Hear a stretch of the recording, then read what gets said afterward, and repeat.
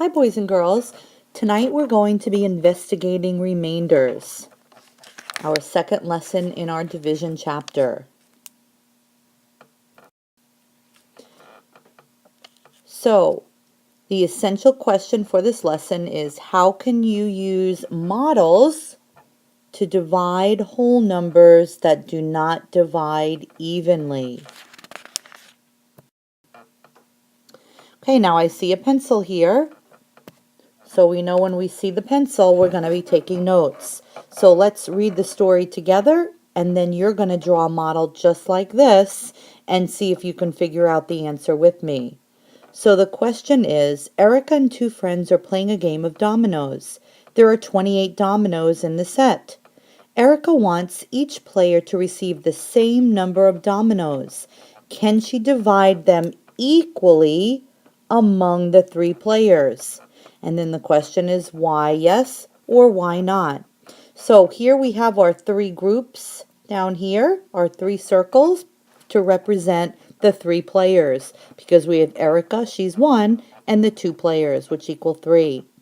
Then in the picture, if we were doing this with real counters, which we'll do tomorrow, we would have the 28 counters, and we would place one counter in each group at a time. So we'd have 1, 2, 3, 4, 5, 6, 7, 8, 9.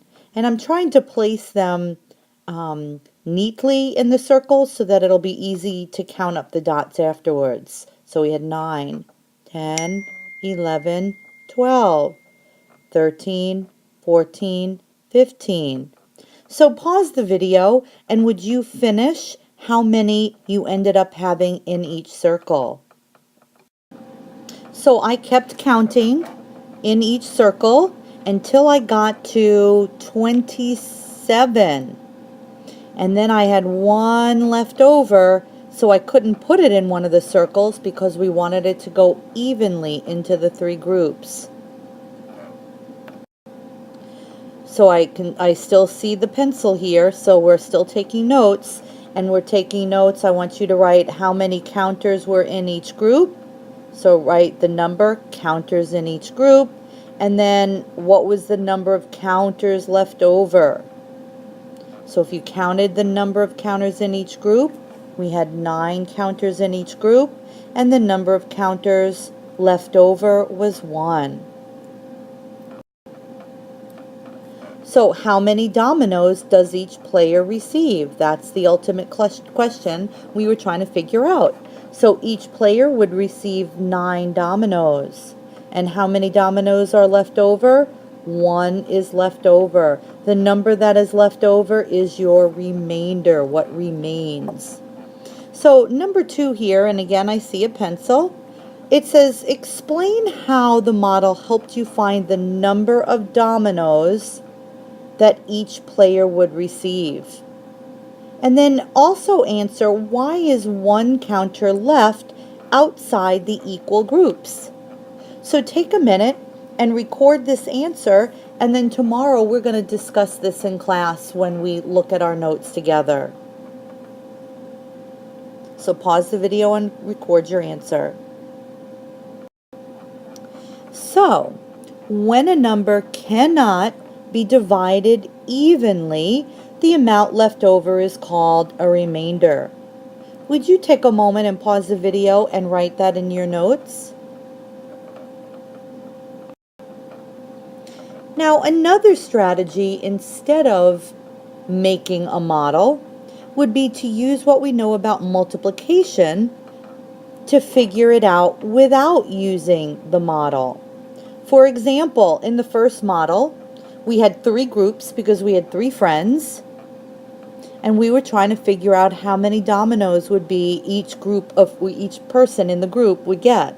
So we could use what we know from multiplication. So we have 3 times what would be 28.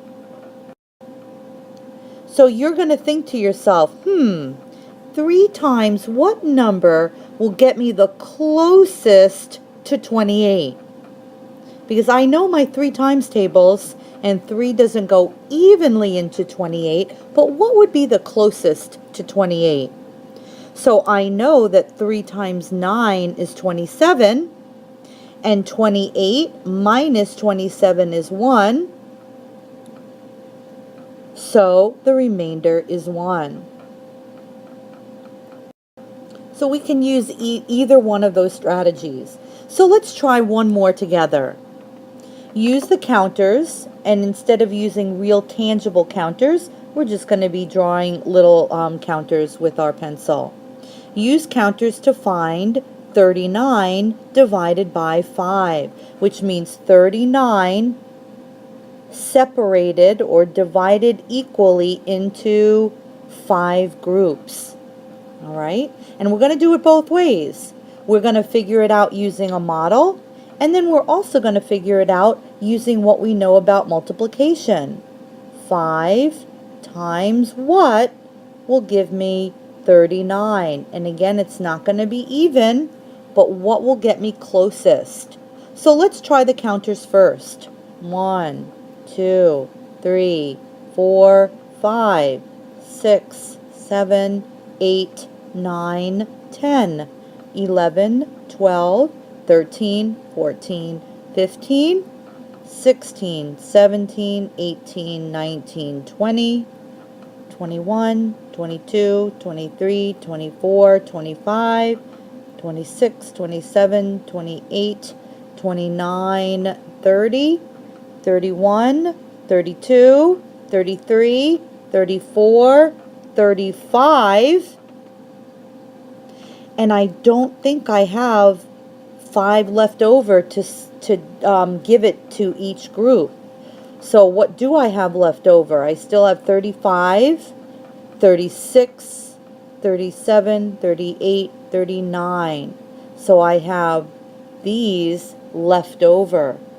So now let's count up how many we have in each group. 1, 2, 3, 4, 5, 6, 7. Okay, so I have 7 in each group.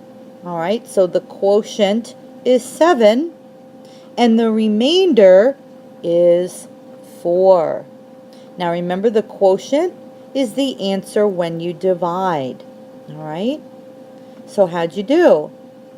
Now let's try it using the regular algorithm, or using your strategy of multiplication. So what are you thinking? Let's use the equation. Okay, so 5, because we had 5 groups, times what is 39. So I'm thinking to myself, how close to 39 can I get? Well, I know that 5 times 5 is 25. 5 times 6 is 30. 5 times 7 is 35. And 5 times 8 is 40.